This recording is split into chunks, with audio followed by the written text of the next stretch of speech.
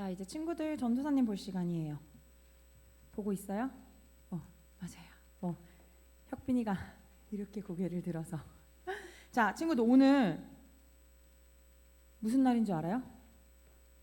오늘 무슨 날일까? 창립기념 주일이 무슨 날인 것 같아요, 친구들? 교회. 좋아요, 맞았어.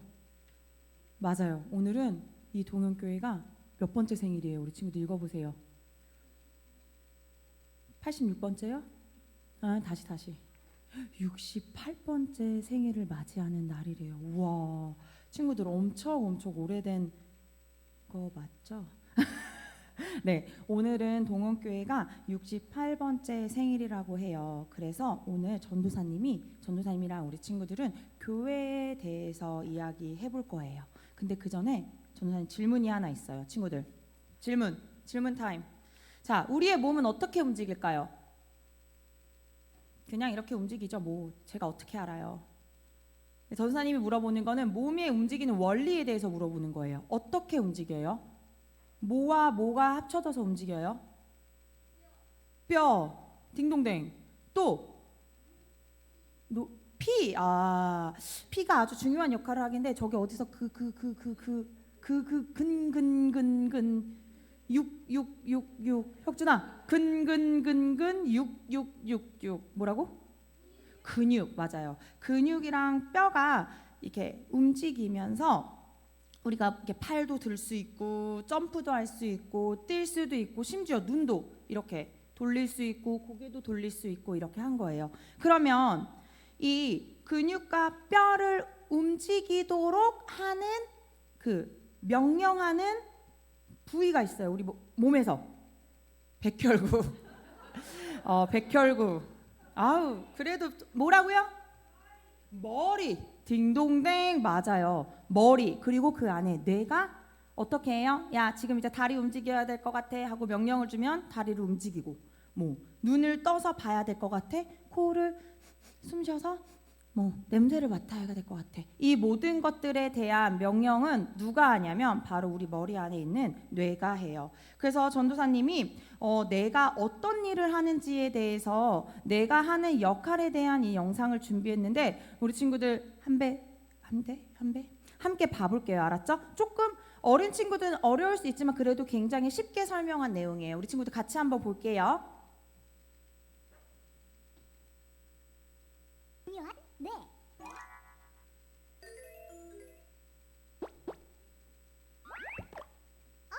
어지러워라. 조심 좀 하지. 안녕 친구들. 반가워. 난 뇌야.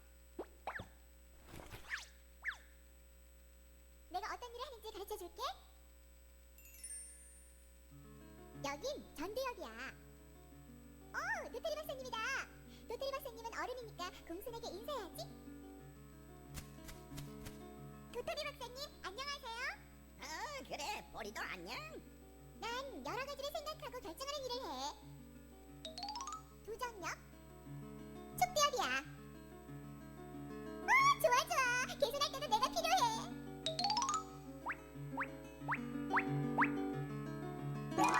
이제 한글 공부해야지. 말하기, 듣기, 읽기, 쓰기. 내가 없으면 못하지.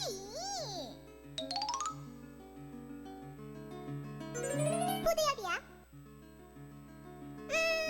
오늘 자료는 뭘 입었나 볼까? 이야, 신발 새로 샀구나. 어때? 멋져? 색이랑 모양이랑 정말 예뻐. 집에 네 것도 있어. 정말? 궁금하다. 눈으로 보는 것도 다 내가 도와줘야 한다고. 이렇게는 부분에 따라 하는 일이 달라. 이 뇌 부분을 뇌내라고 하는데 나의 거의 대부분이지. 그리고 이 부분이 손해야.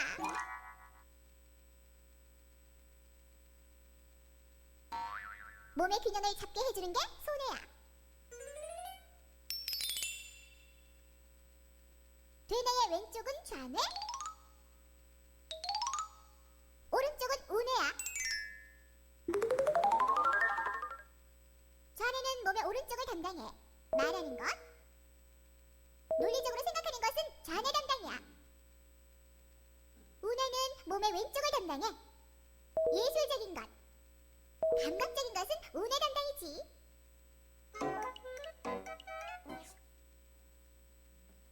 친구들, 조그만한 뇌에서 하는 일이 엄청 많아요. 기억나는 거 있어요? 그 중에? 자, 친구들, 되뇌, 뭐 기억나요? 좋아요? 뭐라고요?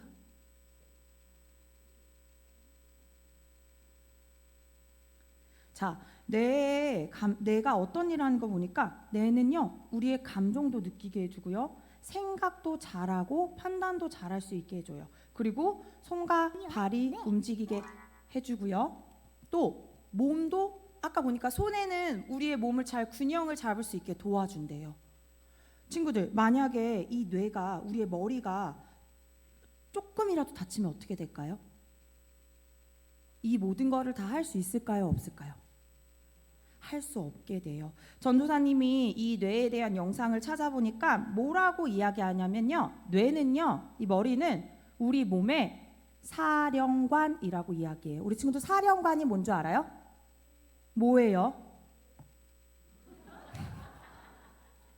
사령관은 바로 쉽게 말하면 이렇게 군대에서 부대에 지시를 내리고 이 군대를 통솔하는 최고의 지휘관. 다시 말해서 우리 친구들이 대장님 충성! 오늘 아침에 주아랑 주희가 때마침 대장님 놀이를 하면서 놀더라고요. 그래서 잘됐다, 설명하기 쉽겠다라고 생각했어요. 자, 충성! 대장님 명령만 내리십시오 하니까 주희가 뚜뚜뚜뚜 가서 그 명령을 따르더라고요. 이런 게 바로 사령관 대장님이라는 거에서 우리의 머리는요, 우리의 몸을 명령하는, 어떻게 보면 대장님이라는 거예요. 대장님. 자, 그러면 우리 친구들, 그래서 밖에서 놀 때나 친구들이랑 장난칠 때 요 머리 소중하게 다뤄줘야 돼요. 알았어요? 막 어디 가서 부딪히거나 막 친구 머리 이렇게 함부로 때린다거나 그러면 안 돼요. 그래서 근데 전도사님이 지금이 과학 시간도 아니고 왜 이 뇌 얘기, 머리 얘기를 계속 했을까? 에베소서 말씀을 잘 읽으면 그 답이 나와 있어요. 네? 자, 에베소서 2장 22절에서 23절 말씀 전도사님이랑 함께 읽어볼게요. 친구들 앞에 보세요. 말씀 볼게요. 요 말씀은 쉬운 말, 우리말 성경이어서 우리 친구들이 이해하기가 조금 쉬울 거예요. 같이 볼게요. 전도사님 읽어줄게요. 하나님께서 만물을 그 발 아래 두시고 그리스도는 교회의 머리로 삼으셨습니다. 23절, 교회는 그리스도의 몸이며 모든 것을 넘치도록 채우시는 분이 계신 곳입니다. 자, 친구들 말씀 보니까 교회의 머리는 누구라고 나와 있어요? 자, 힌트 줘요. 교회의 머리는 누구라고 나와 있어요? 맞아요. 그리스도. 우리 친구들 그리스도가 누군지 알아요? 그리스도, 맞아요. 그리스도는 바로 우리 예수님을 얘기하는 거예요. 그러면 교회는 뭐라고 할까? 말씀 가운데 교회는 빨간색만 읽으면 돼요. 교회는 그리스도의 몸. 다시 말해서 예수님의 몸이라는 거예요. 결국 이 교회는요, 이 교회의 머리, 이 교회의 대장 되시는 분은 누구예요? 누구예요? 예수님이고 우리는 그분께 속해 있는 몸, 바로 교회라는 것이에요. 자, 친구들, 네, 교회의 대장은 예수님. 그리고 잠시만요. 그 예수님을 한 명 한 명, 그러니까 우리의 삶을 이끄시는 대장님도 바로 예수님이라는 것이에요. 자, 머리 대신 예수님께서 교회를 통솔하시고요. 머리 대신 예수님께서 교회를 이끌어 가시는 이야기를 하고 있는 거예요. 예수님께서는요, 이 교회가 어떤 방향으로 가야 하는지, 그리고 교회가 무엇을 해야 하는지 말씀을 통해서 명령하시고요. 교회된 우리는 누구를 통해 이 말씀을 받을까요?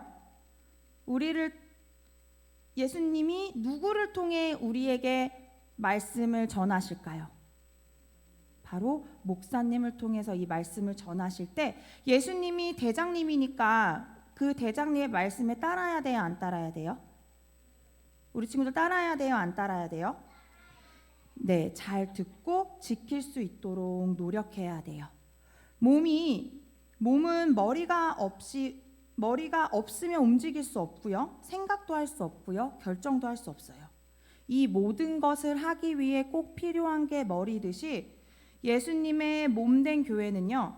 머리 대신 예수님 없이는 아무 힘도 없고 아무 능력도 나타나지 않는 교회가 될 거예요. 근데 이 교회는요. 꼭 건물만 얘기하는 것은 아니에요. 지금 우리 친구들 앉아 있죠. 우리 친구들 한 명 한 명을 예수님께서 교회라고 하고 계세요. 그래서 우리 친구들이 교회라고 생각했을 때 우리 친구들 교회의 대장님은 누구예요? 누구예요? 예수님. 예수님. 그럼 그 대장님 예수님을 따라야 돼요, 안 따라야 돼요?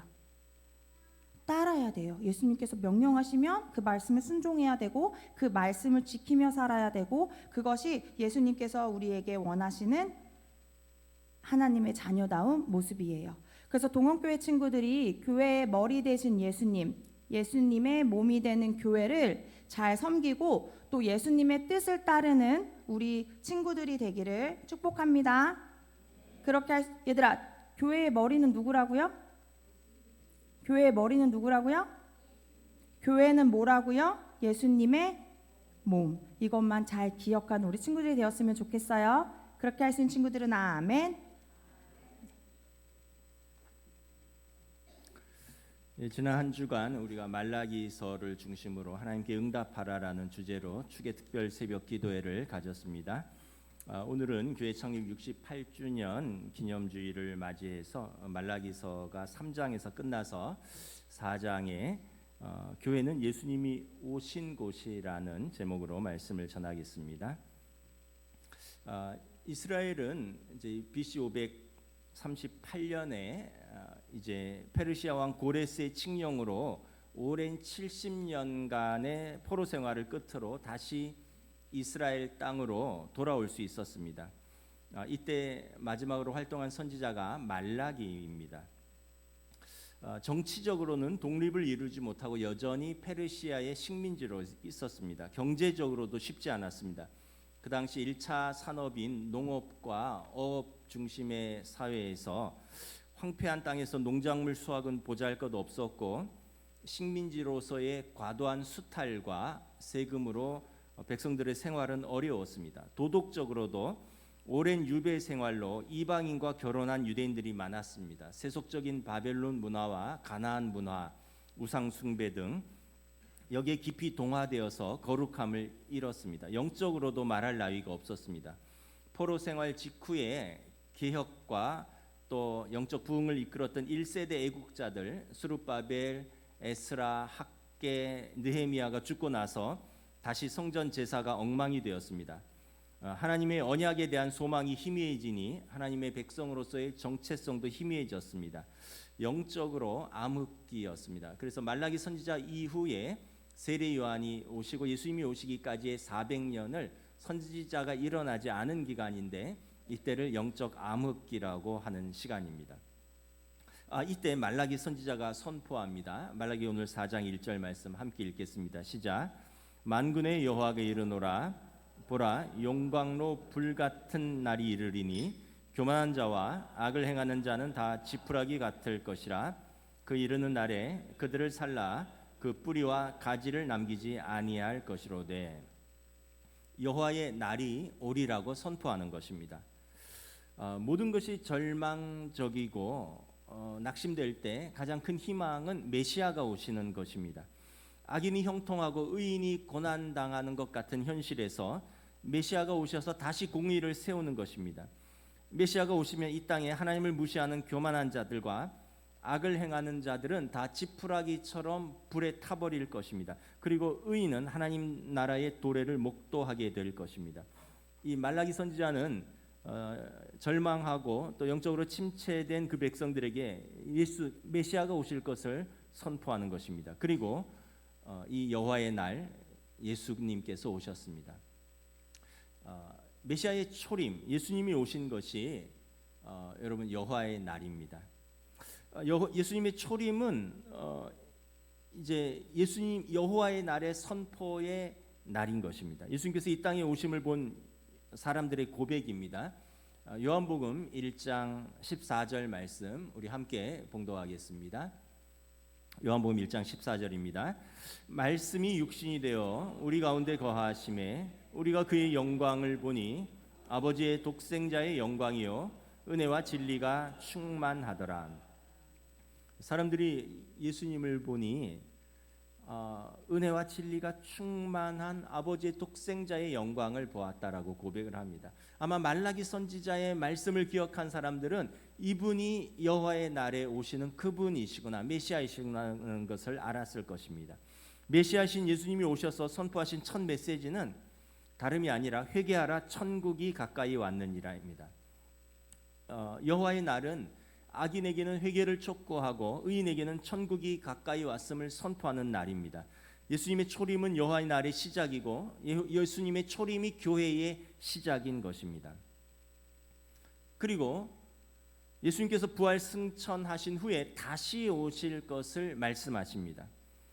예수님의 초림은 베들레헴의 말구유에 초라하게 그리고 조용히 오셨지만 예수님의 재림은 온 하늘과 땅과 모든 백성이 다 알도록 공개적으로 오신다고 약속했습니다. 만왕의 왕, 만군의 주로 오셔서 온 세상을 심판하실 것입니다. 예수님께서 다시 오시는 날에는 악인에게는 심판의 날이 될 것이요 의인에게는 구원의 날이 될 것입니다. 오늘 본문 말라기서 말씀을 우리 다시 한번 봉독하겠습니다. 보라, 영광로 불같은 날이 이르리니 교만한 자와 악을 행하는 자는 다 지푸라기 같을 것이라. 또 너희가 악인을 밟을 것이니 그들이 내가 정한 날에 너희 발바닥 밑에 재와 같으리라. 그날은 악인과 교만한 자들이 지푸라기 같이 불에 태워지는 날입니다. 우리는 끝이 있다는 것을 알 때 현재를 겸손하고 의미 있게 살 수 있습니다. 근데 사람들은 애써서 끝을 생각하려고 하지 않습니다. 심판을 부정하고 외면하려 듭니다. 끝을 생각하지 않는 이유는 지금 자기 마음대로 살고 싶기 때문에 그렇습니다. 여러분 다시 안 볼 사람이면 아무렇게나 해도 됩니다. 근데 나중에 다시 볼 사람이라면 여러분 예의를 가지고 다음에 어떻게 그 사람을 볼 것인가를 생각하고 말해야 됩니다. 어떤 일을 하는 데 있어서 그 결과에 대해서 생각하지 않는다면 무슨 일을 하셔도 좋습니다. 그러나 그 결과가 반드시 나에게 미치는 결과를 생각한다면 우리는 그 일을 할 때 신중하게 해야 됩니다. 우리 인생도 심판이 없다면 마음대로 살 수 있습니다. 심판이 없다면 모든 것이 무너집니다. 그러나 심판이 있기 때문에 이 땅에 질서가 잡히는 것입니다. 심판이 있기 때문에 하나님이 살아계시는 것이 증명되는 것입니다. 말라기서 4장 5절에 크고 두려운 날이 이르기 전에 돌이키라라고 선포합니다. 예수님의 재림은 여호와의 날의 완성입니다. 예수님의 재림은 교회의 완성될 날입니다. 지금 교회는 불완전하지만 주님의 몸으로서 주님 오시는 그날까지 성도들과 함께한 그 구원의 여정을 갈 것이고 주님 다시는 오늘 그날에 교회는 완성될 것입니다. 성도들은 영화로운 영광으로 들어갈 것입니다.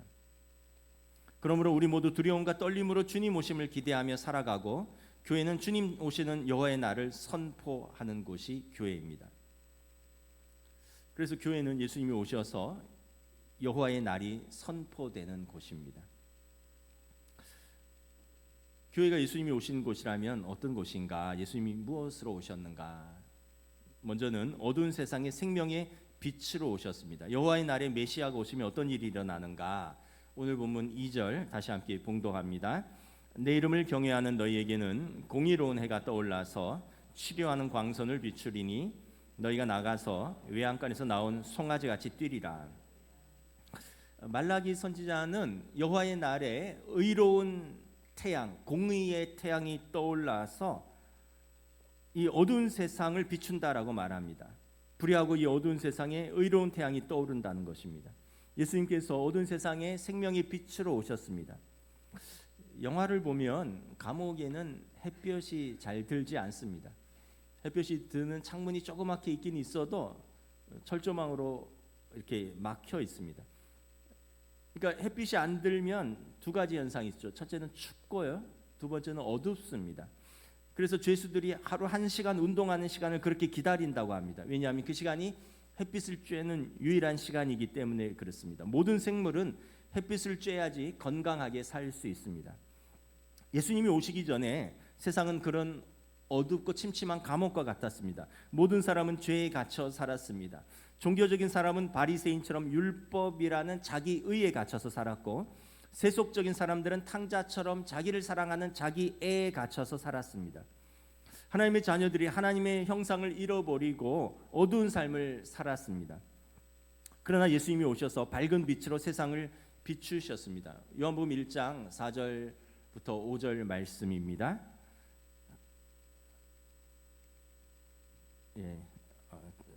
제가 읽겠습니다. 제가 파워포인트에 쓰질 않았네요. 그 안에 생명이 있었으니 이 생명은 사람들의 빛이라. 빛이 어둠에 비치되 어둠이 깨닫지 못하더라. 참빛 곧 세상에 와서 각 사람에게 비추는 빛이 있었나니. 예수님이 오셨는데 그분에게 생명이 있었고 그 빛은 생명의 빛인데 어두운 세상에 비추셨다라는 것입니다. 세상이 춥고 어두운 것은 가난해서도 아니고 질병 때문도 아니고 무지 때문도 아닙니다. 여러분, 가난해도 살았고요, 질병이 있어도 살아남았고 무지한 시대에도 살았습니다. 세상이 어렵고 비참한 것은 인간의 교만과 죄입니다. 예수님이 오셔서 교만과 죄로 얼룩진 이 어두운 세상에 생명의 빛, 의의 빛을 비추셨습니다. 제약된 세상에 진리의 빛으로 우리를 비추셨습니다. 억압과 공포가 지배되는 세상에 사랑의 빛을 비추셨습니다. 예수님이 오시고 세상에 빛이 비치면서 사람들이 희망을 갖기 시작했습니다. 이전에는 빛이 있었지만 참 빛이 아니었기 때문에 그렇습니다. 우리 교회는 1층에 있어서 햇빛이 잘 들습니다. 1층은 물론 이제 뭐 식물이 자랄 정도로 잘 드는 건 아니지만 우리가 햇빛을 보는 데는 어려움이 없어요. 근데 어떤 교회에 갔더니 본당의 면적을 크게 뽑으려고 지하에 이제 본당을 건축한 교회들이 있습니다. 땅이 좁으니까 지하는 이제 땅의 면적 그대로 다 지을 수 있고 용적률 적용을 안 받으니까 지하에다가 본당을 지은 거예요. 근데 제가 여름에 가봤더니 문 창문이고 뭐 문 다 열어놓고요, 대형 선풍기를 계속 돌리고 있더라고요. 그래서 왜 그러냐 했더니 여름철 장마철에 습기가 차서 공기를 환기시키고 습기를 제거한다는 거예요. 이 매년 이게 여름마다 3, 4개월 그걸 해야 된다는 거예요. 안 그러면 주일날 습해서 예배드리는데 냄새가 난다는 거죠. 이게 햇빛이 드느냐와 안 드느냐의 큰 차이입니다. 여러분, 사실 교회가 지상에 있느냐 지하에 있느냐보다 더 중요한 것은 교회에 예수 그리스도의 빛이 비치는가입니다. 교회 그리스도의 의의 빛, 진리의 빛, 은혜의 빛, 사랑의 빛이 환하게 비치는가입니다. 사도행전 26장에 보면 사도 바울은 정오에 하늘로부터 태양보다 더 밝은 빛을 비추는 예수 그리스도의 빛을 보고서 자기 삶이 바뀌었다라고 말합니다. 가시채를 뒷발질하는 소와 같은 그 우둔한 삶에서 돌이켜서 자기의 삶이 완전히 바뀌었다고 고백합니다. 말라기서 4장 5절에 말라기 선지자는 크고 두려운 여호와의 날이 오기 전에 돌이키고 하나님께 응답하라고 촉구합니다. 돌이킨다는 말은 회개한다는 뜻이에요. 우리가 겸손히 회개하면 은혜의 빛을 비추어 주십니다. 하나님께서 우리에게 은혜의 빛을 비추시면 가짜 빛들이 힘을 잃고 사라집니다. 예수님 오시기까지 빛이 있었지만 참 빛이 아니었습니다. 예수님의 참 빛이 우리의 심령을 비추면 자기 의의 빛이 사라지고 자기 애의 빛은 더 이상 힘을 발휘하지 못합니다. 창립 68주년을 맞는 우리 교회가 먼저 우리 모두가 하나님 앞에서 은혜의 빛 앞에 환하게 노출되기를 소망하고 기도합니다. 우리 모두가 각자가 주인이 되어 살아가는 자기 의의 빛으로 사는 것이 아니라 각자 가던 길에서 돌이켜 하나님 앞에서 겸손히 회개하여 여호와께서 그의 얼굴을 우리에게 은혜 베푸사 은혜 주시기를 원하노라. 그 빛 가운데서 우리가 하나님의 빛 앞에 노출될 수 있는 저와 여러분, 우리 교회가 될 수 있기를 주님의 이름으로 축복합니다. 여러분, 여호와의 날에 그리스도가 오시니 치유가 일어났습니다. 여호와의 날에 메시아가 오시면 어떤 일이 벌어지느냐? 오늘 본문 2절 우리 다시 한번 봉독합니다. 내 이름을 경외하는 너희에게는 공의로운 해가 떠올라서 치료하는 광선을 비추리니 너희가 나가서 외양간에서 나온 송아지같이 뛰리라. 공의로운 해가 떠올라서 빛만 비추는 것이 아니라 이 빛이 치유의 빛이라는 거예요. 치료하는 광선이라는 것입니다. 그랬더니 송아지가 병이 들었는데 치료의 광선을 받고 외양간에서 나와서 힘차게 뛰어놀더라는 것입니다.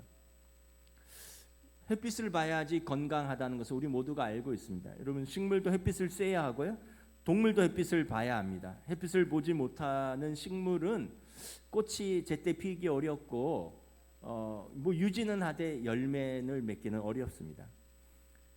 햇빛을 보지 못하고 공장식 사육장에서 키워지는 가축들은 건강하게 자라기가 어렵습니다.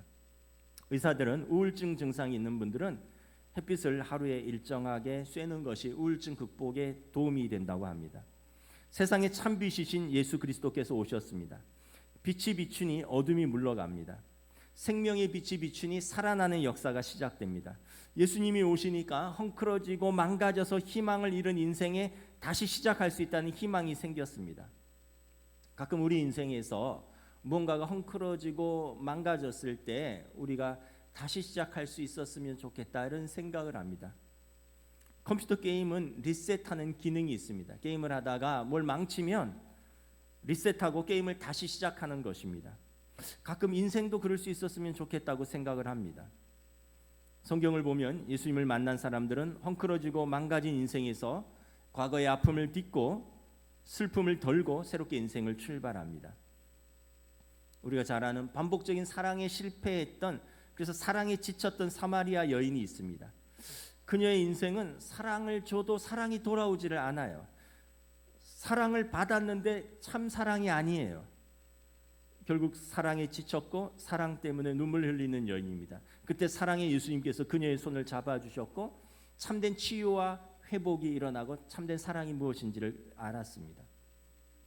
7 귀신 들렸던 막달라 마리아 같은 사람은 예수님 만나고 영육간에 억눌렸던 모든 것에서 자유케 되는 역사가 일어났습니다. 예수님을 만나고 그녀의 모든 삶이 바뀌었습니다. 7 귀신 들려서 그녀는 귀신에 사로잡혀서 길거리를 헤매고 무덤가를 쏘다니던 여인이었습니다. 그러나 이제는 예수님의 발치에 5곳이 앉아서 말씀을 듣고 예수님의 발에 향유 옥합을 깨뜨렸습니다. 예수님의 십자가 밑에서 예수님의 속량의 죽음을 지켜보았고 3일 후에 부활하신 예수님의 무덤에서 예수님의 부활을 처음 본 부활의 증인이 되었습니다. 모두 다 미쳤다고 한 사람이었습니다. 우리가 기억해야 할 사람은, 모든 사람은 인생의 고비가 있습니다. 여러분, 인생의 고비마다 잘 넘어야 됩니다. 많은 사람들이 인생의 고비에서 정신적으로 육신적으로 병이 들 수가 있습니다. 의사이자 신학자 폴 투르니에가 인간 치유라는 책에서 이렇게 말했습니다. 아무도 사람을 죽이지 않는다. 스스로가 자신을 죽인다. 인생의 고비에 낙심하거나 절망하거나 자포자기해서는 안 됩니다. 그렇다고 방향을 잃고 들대로 살아서는 더더욱 안 됩니다. 주님의 은혜의 손을 꼭 붙들어야 됩니다. 오늘 은퇴하신 우리 권사님들도 70평생을 사셨지만 제가 개인적으로 그분들의 삶에서 어떤 고비가 있었는지 다 알고 있거든요. 건강의 고비도 있었고 또 삶의 고비들도 있었고 그때 무너질 수도 있었지만 주님의 은혜의 손을 붙들고 다시 이 자리에 선 분들입니다. 우리 모두가 그렇습니다. 사실은 우리 젊은이들은 잘 알지 못하지만 우리 부모님들은 다 인생의 고비에서 살아남은 사람들입니다. 2절, 예수님의 의의 해가 떠올라서 치료의 광선을 발하시며 외양간에서 나온 송아지처럼 뛸 것입니다. 그래서 우리는 예수님의 손을 꼭 붙들 때 여러분, 우리에게 치료가 일어납니다. 예수님을 만난 사람은 그 인격과 가치관이 완전히 새롭게 변화됩니다. 새롭게 빚어집니다. 세리 삭개오 같은 사람들입니다. 누가복음 19장에 보면 세리 삭개오의 집에 예수님이 들어가셨습니다.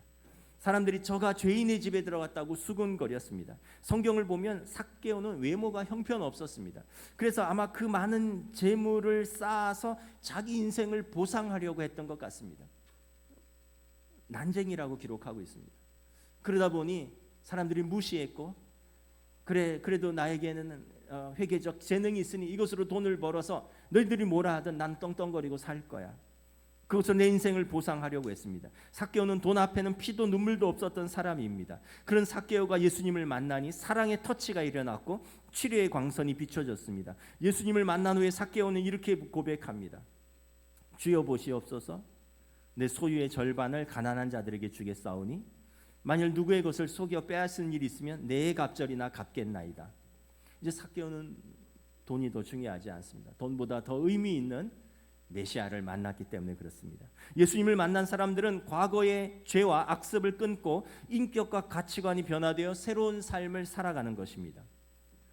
세상은 전쟁터와 같습니다. 비교와 경쟁 속에서 치열하게 싸우면서 살아갑니다. 세상은 매정하고 냉혹합니다. 자비가 없습니다. 그 속에서 살아남으려니까 현대인들의 영혼은 굉장히 예민하고 날카롭습니다. 사람들은 두려움과 불안과 강박증으로 서로를 경계하면서 살아갑니다. 더 많은 것을 성취하고 더 많은 것을 쌓아 올려야 살아갈 수 있다고 믿습니다. 그러다가 모두 어두워졌습니다. 모두 사실 병들었어요. 그런 사실 간에 우리 모두의 죄 때문입니다. 우리 모두에게 예수님이 필요합니다. 예수님의 치료의 광선이 필요합니다. 이런 사람들이 모인 것이 교회입니다. 예수님은 낙심하고 절망한 사람들, 상처 입고 망가진 사람들, 죄인이라 손가락질 받는 사람들, 이 사람들을 부르셔서 사랑의 터치로 치유하시고 회복시키시고 다시 소명을 부어주시고 다시 하나님이 처음 창조하신 보시기에 아름다운 사람들로 빚는 곳이, 여러분, 이곳이 예수님이 계신 곳 교회인 것입니다. 예수님께서 오셔서 모든 깨어진 관계를 회복시키십니다. 오늘 보면 말라기 4장 6절 우리 함께 봉독합니다. 그가 아버지의 마음을 자녀에게로 돌이키게 하고 자녀의 마음을 그들의 아버지에게로 돌이키게 하리라. 예수님은 모든 깨어진 관계를 회복시키는 메시아입니다. 창세기 3장에 보면 아담과 하와가 하나님으로부터 멀어지면서 하나님과의 관계가 깨어지면서 그들이 삶에서 낙원을 잃었습니다. 누가복음 15장에 보면 탕자의 문제는 아버지의 집을 떠난 것입니다. 아버지와 멀어진 것입니다. 아버지과의 관계가 깨어진 데서부터 시작되는 것입니다. 우리는 살아가면서 이런저런 깨어진 관계들을 경험합니다. 그러면서 누구 탓이다, 누구 잘못이다, 우리의 깨어진 것을 누구의 탓으로 해서는 여러분 회복될 수가 없습니다. 먼저 내가 하나님과 멀어지지는 않았는가를 점검하는 것입니다. 내가 하나님과의 관계가, 나와 하나님과의 관계는 괜찮은가를 먼저 점검해야 됩니다. 신앙의 핵심은 하나님과의 관계를 회복하는 것입니다. 하나님과의 관계를, 하나님과 멀어지고 하나님 관계를 깨는 세 가지가 있습니다. 육신의 정욕과 안목의 정욕과 이생의 자랑입니다. 여기에 마음을 빼앗기면 하나님의 사랑이 급격하게 식어집니다. 왜냐하면 밖에 더 재밌는 게 많거든요. 육신의 정욕, 안목의 정욕, 이생의 자랑, 이것들이 마음을 빼앗기면 하나님과의 관계가 멀어지고 사랑이 급격하게 식어집니다. 세상의 마음을 빼앗기면 하나님에 대한 사랑이 식으니 예배의 감격이 없습니다. 찬양이 미지근합니다. 기도가 형식적이라고 느껴집니다. 말씀에 전혀 찔림이 없습니다. 공동체의 사랑이 부족하다고 느낍니다. 나는 문제 없는데 다 그렇다는 것입니다. 물론 사람이 항상 뜨거울 수는 없어요. 사랑이 항상 뜨거울 수는 없습니다. 부부도 항상 뜨겁게 열렬하면서 살아가지는 않습니다. 그러나 사랑이 식을 때 노력해야 됩니다. 남편은 아내의 마음이 어디에서 상했는지 자상하게 배려해야 됩니다. 아내는 남편 입장에서 무엇이 힘든지 한번 헤아려 보아야 됩니다. 그렇게 서로가 부족한 것이 무엇이 있는지 돌아보고 깨달았으면 그것을 보충하기 위해서 노력해야 됩니다. 이것이 관계의 회복입니다. 신앙생활도 마찬가지입니다. 하나님과의 관계가 늘 뜨거우면 좋겠지만 하나님과의 관계가 식었다면 어떻게 해야 되느냐?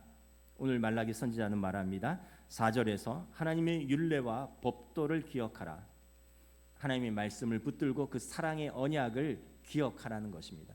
맨날 주변만 보고 주변을 비교하면서 내 처지가 비참하다니 이런 것이 아니라 하나님의 말씀의 언약으로 돌아가라는 것입니다. 하나님이 너를 어떻게 사랑하시는지, 하나님께서 너를 이집트에서 어떻게 독수리 날개로 끌어올리셨는지, 하나님께서 우리와 어떻게 계약을 맺으셨는지 하나님과의 언약을 기억하라는 것입니다. 두 번째는 하나님께로 돌이키라는 것입니다. 6절에 보면 하나님께로 돌이키라. 돌이키는 것은 회개라고 했습니다. 회개는 먼저는 마음에 돌이킵니다. 세상에 빼앗겼던 마음을 하나님께로 돌이키는 것입니다.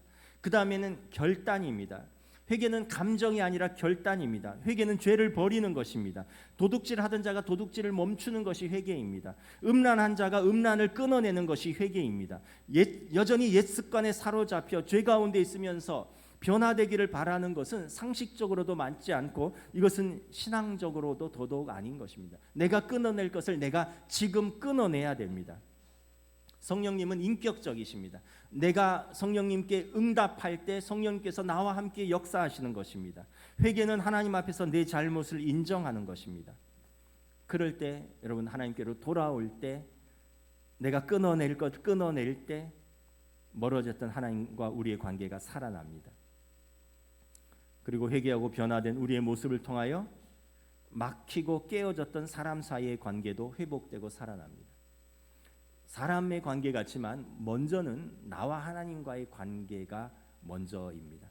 나와 하나님과의 관계가 올바로 세워지면 그 다음에 사람과 사람과의 관계도 얼마든지 회복될 수가 있습니다.